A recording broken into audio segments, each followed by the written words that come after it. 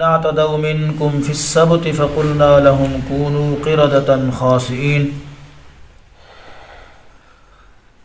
اور یقیناً تم خوب جانتے ہو الذین اعتدوا منکم، ان لوگوں کو جنہوں نے ہفتے کے دن کے بارے میں حد سے تجاوز کیا۔ وقلنا لهم، پھر ہم نے ان سے کہا کونوا قردة خاسئین، ذلیل و رسوا بندر ہو جاؤ۔ فجعلناها نکالا لما بین یدیہا، پھر ہم نے ان کو بنا دیا نشان عبرت ان لوگوں کے لیے جو اس وقت موجود تھے، وما خلفہا، اور ان کے لیے جو ان کے بعد آنے والے تھے، یعنی قیامت تک کے لوگوں کے لیے، وموعظۃ للمتقین، اور ڈرنے والوں کے لیے، تقوی اختیار کرنے والوں کے لیے ہم نے اس کو نصیحت بنا دیا، نشان عبرت بنا دیا۔ یہ واقعہ حضرت داؤد علیہ السلام کے زمانے کا ہے۔ حضرت داؤد علیہ السلام کے زمانے میں اللہ رب العزت نے بنی اسرائیل والوں سے فرمایا کہ ہفتے والے دن، سبت عربی اور عبرانی زبان کے اندر ہفتے کو کہتے ہیں، ہفتے والے دن تم نے کوئی کام کاج نہیں کرنا، کھیتی باڑی نہیں کرنی، کاروبار کچھ بھی نہیں کرنا۔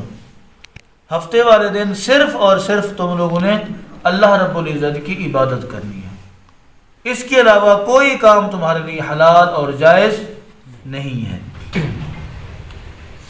یہ ایک بستی تھی جس کا نام تھا ایلا، الف یہ لام ہے۔ اس بستی کے لوگوں کی تعداد 70,000 تھی، 70,000 کی آبادی تھی بستی کے اندر، اور یہ دریا کے کنارے کے اوپر واقع تھی۔ اس بستی کے لوگوں کا جو محبوب مشغلہ تھا، جو پسندیدہ کام تھا، وہ مچھلی کا شکار کرنا تھا۔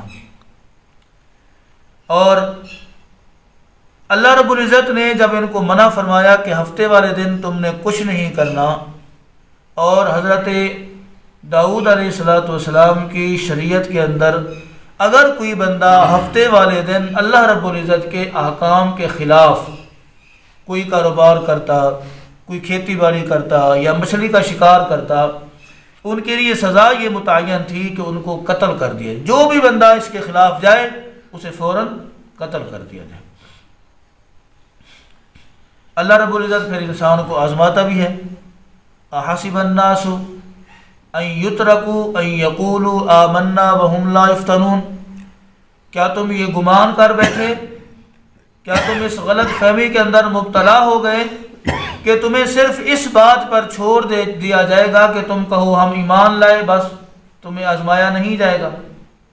اللہ رب العزت نے امتحان لینے کے لیے، آزمانے کے لیے، یہ جو بستی کے لوگ تھے ان کے پاس جو سمندر تھا، اس سمندر کے اندر ہفتے والے دن مچھلی بالکل اوپر آ جاتی پانی کے تیرتے ہوئے، اور کچھ روایات کے اندر میں نے یوں پڑھا ہے کہ پانی نظر نہیں آتا تھا، مچھلی ہی مچھلی نظر آتی تھی، اتنی مچھلی ہو جاتی تھی اس دریا میں۔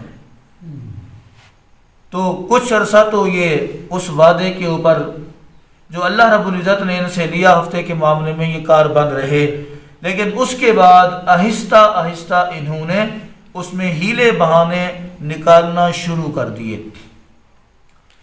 سب سے پہلا ہیلا یہ کیا کہ سمندر کے پاس ہی چھوٹے چھوٹے گڑھے بنا لیے، ٹوئے بنا لیے، اور سمندر سے اس گڑھے تک کے لیے چھوٹی سی نالی بنا دیتے تھے۔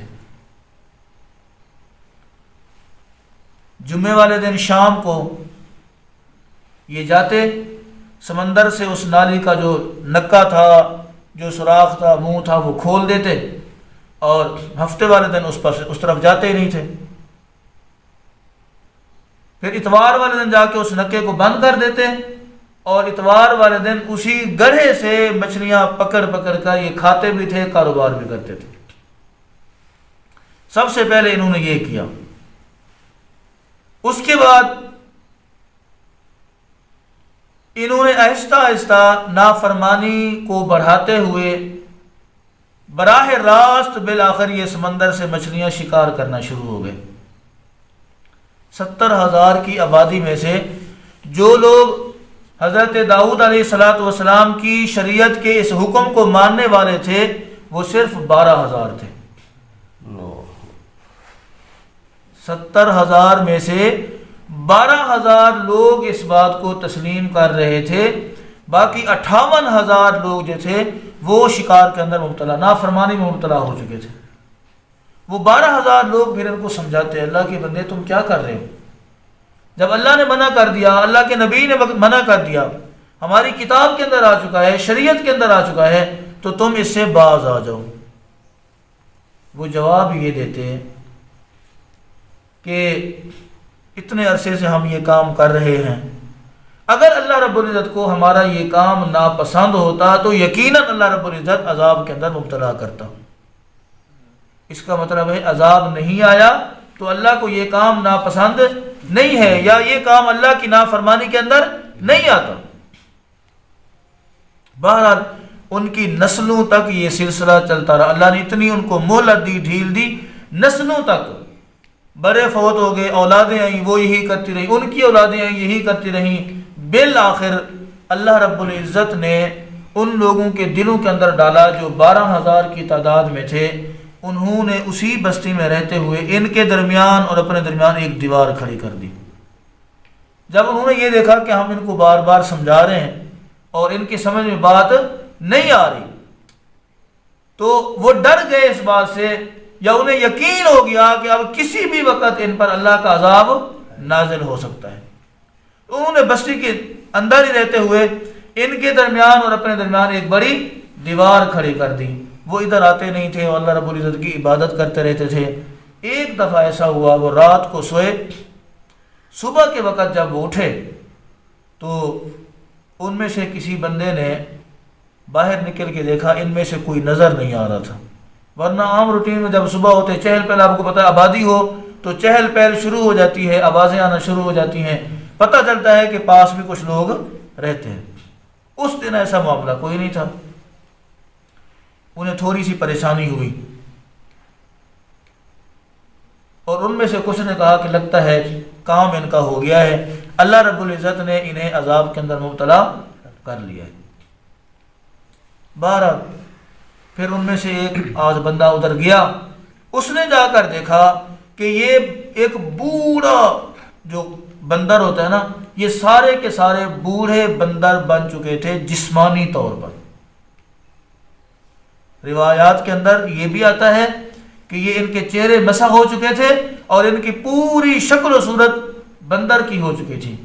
کچھ روایات میں یہ آتا ہے اللہ رب العزت نے ان کے دماغ بندروں جیسے کر دیے تھے، لیکن جس کو پسند کیا گیا ہے، جس کو ترجیح دی گئی ہے، وہ یہی ہے کہ یہ جسمانی طور پر بندر بن چکے تھے۔ یہ جو بندر تھے ان کے دماغ بالکل ویسے تھے جیسے انسانوں جیسے ہوتے ہیں، جو بھی بندہ ان کے سامنے جاتا یہ اس کو پہچان لیتے، اور یہ اس قدر روئے، اس قدر نادم ہوئے، لیکن اب ان کا رونا، ان کا ندامت اختیار کرنا ان کے کسی کام کا نہیں تھا۔ اللہ رب العزت نے 3 دن تک ان کو زندہ رکھا۔ اس کیفیت کے اندر یہ 3 دن تک، حضرت عبداللہ ابن عباس رضی اللہ تعالیٰ عنہ فرماتے ہیں کہ یہ 3 دن تک، اسی طریقے سے حضرت عبداللہ ابن مسعود رضی اللہ تعالیٰ عنہ بھی یہی فرماتے ہیں کہ 3 دن تک یہ اسی کیفیت کے اندر رہے۔ بندر کی شکل، بندر جیسی چال ڈھال، بندر جیسا اٹھنا بیٹھنا۔ اس کے بعد اللہ رب العزت نے انہیں سب کو ختم کر دیا۔ اب یہ ایک بڑی لمبی چوڑی بحث ہے کہ آیا اس وقت جو بندر ہیں یا قیامت تک جو بندر رہیں گے وہ ان کی نسل میں سے ہیں یا الگ معاملہ ہے؟ تو اس کا جواب سیدھا سا یہی ہے۔ بحث بڑی ہوئی ہے، علماء کرام نے، مفسرین کرام نے کی ہے، محدثین کرام نے کی ہے، لیکن اس کا سیدھا سا جواب جو ہے وہ یہی ہے، ان بندروں کی اللہ رب العزت نے آگے نسل نہیں چلائی، ان کو 3 دن کے بعد اللہ نے ختم فرما دیا۔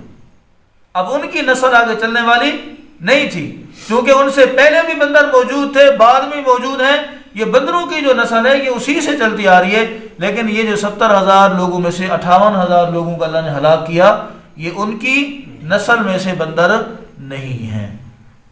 اب ذرا میں اور آپ اپنا محاسبہ کریں. ہم دیکھیں کہ حضرت موسیٰ علیہ السلام کی شریعت کے اندر جن لوگوں نے ایک دن کی نافرمانی کی اور اس کے اندر ہیلے بہانے نکال کر نافرمانی کی، اللہ نے ان کے ساتھ کیا کیا؟ ہم میں سے ہر ایک بندے کو، مجھے، آپ کو، سارے لوگوں کو اپنے اپنے گریبان کے اندر جھانکنا پڑے گا کہ ہم کتنی نافرمانیاں کرتے ہیں اور کتنے ہیلے بہانے تلاش کرتے ہیں.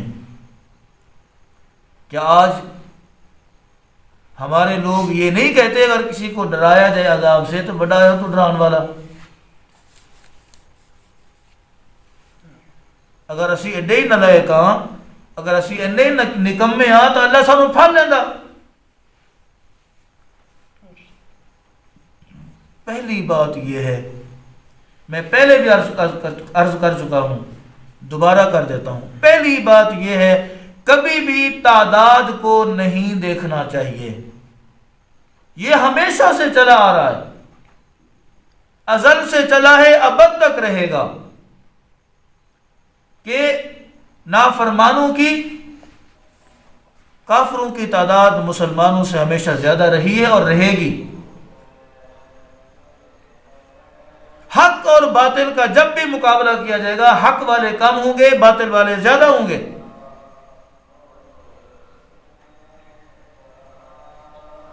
اپنے دل کو جھوٹی تسلی دینے کے لیے ہم یہ کہہ دیتے ہیں کہ جی انی مخلوق کے سارے نمازی نہیں، پھر سارے جنت میں جائیں گے. بھئی جنت اور جہنم کا فیصلہ اختیار میرے پاس نہیں ہے، آپ کے پاس نہیں ہے. لیکن قرآن اور حدیث کو پڑھیں، اگر اس کو سمجھیں، اگر اس پر غور کریں تو قرائن یہی بتاتے ہیں، آثار یہی بتاتے ہیں کہ اللہ رب العزت نے ان کے ساتھ یہ معاملہ کرنا ہے.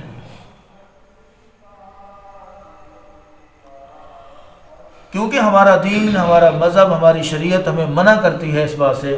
ہم کسی بھی شخص کے بارے میں کوئی حتمی رائے قائم نہیں کر سکتے ماں سوائے کافر کے، مشرک کے اور منافق کے. اور ہم کسی مسلمان کو منافق بھی نہیں کہہ سکتے.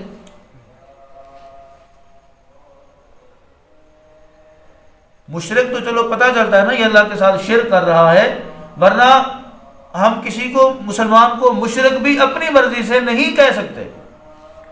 کافر جو ہے وہ ایک کھلم کھلا اعلانیہ بات ہے، وہ انکار کرتا ہے، کلمہ نہیں پڑھتا، اللہ کا انکار کرتا ہے، کبھی اللہ کے رسول کا انکار کرتا ہے، کبھی اللہ کی کتاب کا انکار کرتا ہے، وہ تو کافر ہے. ورنہ نہ کسی مسلمان کو اپنی مرضی سے، اپنی منشا سے ہم مشرک کہہ سکتے ہیں اور نہ ہی کسی مسلمان کو ہم منافق کہہ سکتے ہیں. ہاں، اپنے تسکین قلب کے لیے، اپنے دل کو جھوٹی تسلی دینے کے لیے ہم نے جو ہے نا مورے رکھ لی ہوئی ہیں، کسی کو منافق کہہ دیا، کسی کو مشرک کہہ دیا، کسی کو کچھ کہہ دیا، کسی کو کچھ کہہ دیا. یہ ہم اپنے ساتھ زیادتی کرتے ہیں، کیونکہ یہ معاملہ اللہ نے اپنے پاس رکھا ہے. اس کا اختیار کسی کو نہیں دیا، کسی کو نہیں دیا کہ وہ کسی کے بارے میں کیا کہے. کیونکہ ایمانیات کا تعلق دل کے ساتھ ہے، اور دل کی کیفیت، دل کے حالات میں اور آپ نہیں جانتے. تو عرض یہ کر رہا تھا میں، حضرت موسیٰ علیہ السلام کے دور کے اندر جن لوگوں نے ان کی شریعت میں خلاف شریعت کام کیے، نافرمانی کی، اللہ کے حکم کو پامال کیا، تو ان کے ساتھ کیا ہوا؟ یہ معاملہ ہوا. مجھے اور آپ کو بھی اپنا محاسبہ کرنا چاہیے، اپنے گریبان میں جھانک کر دیکھنا چاہیے، اور اگر کہیں ہم سے نافرمانی ہو رہی ہے اسے سدھارنے کی کوشش کرنی چاہیے. نہ یہ کہ اپنے دل کو جھوٹی تسلی دیں کہ جی اگر غلط ہوتے تو اللہ ہمیں پکڑ لیتا. بھئی اللہ نے نہیں پکڑنا، اللہ نے نہیں پکڑنا. کیوں؟ کیونکہ میرے اور آپ کے پیچھے میرے اور آپ کے آقا و مولا حضرت محمد مصطفیٰ احمد مجتبیٰ صلی اللہ علیہ وآلہ وسلم کی دعا شامل ہے. دنیا کے اندر اللہ ہمیں اجتماعی عذاب کے اندر مبتلا نہیں فرمائے گا. یہی وجہ ہم بچے ہوئے، اس کے علاوہ ہمارے پاس بچنے کی کوئی وجہ موجود نہیں ہے۔ اسی لیے ہمیں ہر معاملے کے اندر دیکھنا چاہیے، اگر نہیں پتہ تو علماء سے پوچھنا چاہیے، قرآن حدیث کا ہمیں جو ہے نا سہارا لینا چاہیے۔ اگر ہم خلاف کر رہے ہیں تو ہم کوشش کریں حتی الوسع اپنے آپ کو بچانے کی، اور اللہ رب العزت سے اپنے آپ کو بچانے کی دعا کرنے کی، پھر انشاءاللہ اللہ تعالی ہمارے لیے آسانیاں پیدا فرمائے گا۔ وآخر دعوانا ان الحمد للہ رب العالمین۔